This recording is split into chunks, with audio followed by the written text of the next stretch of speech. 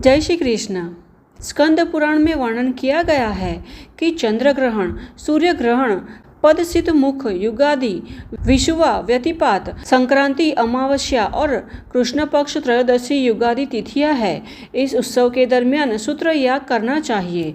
भगवान शंकर तुल्य जो पर्वत है उसे उमा सहित महादेव जी और गणेश जी का स्वरूप मानकर उस पर सूत के धागे को जो भी व्यक्ति लपेटते हुए प्रदक्षिणा करता है वह हजारों युगों तक स्वर्ग में प्रतिष्ठित होता है।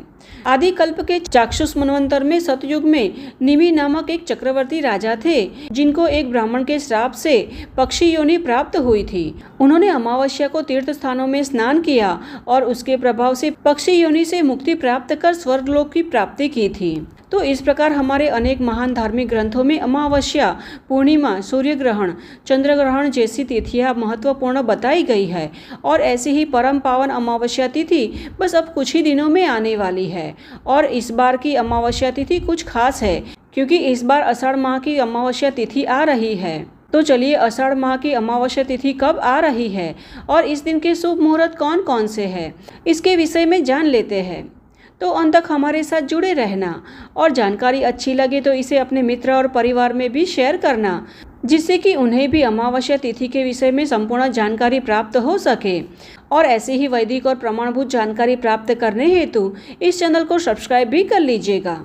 तो पंचांग के अनुसार आषाढ़ माह की अमावस्या तिथि का प्रारंभ हो रहा है 24 जून मंगलवार के दिन शाम 6:59 पर और अमावस्या तिथि समाप्त होगी 25 जून बुधवार के दिन 4 बजे।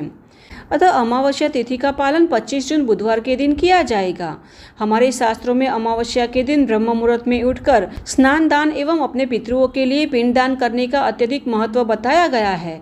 अतः इस दिन ब्रह्म मुहूर्त का समय रहेगा सुबह 4:05 से 4:45 तक का।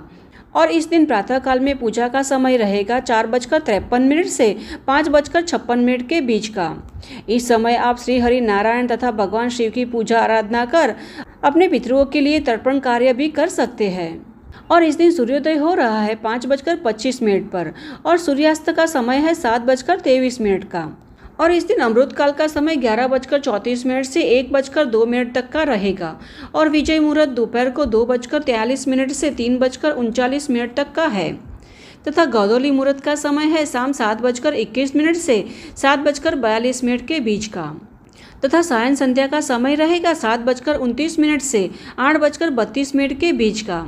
अब इस दिन सर्वार्थ सिद्धि योग का भी निर्माण हो रहा है जो प्रारंभ होगा सुबह 5:25 पर और 10:40 तक रहेगा।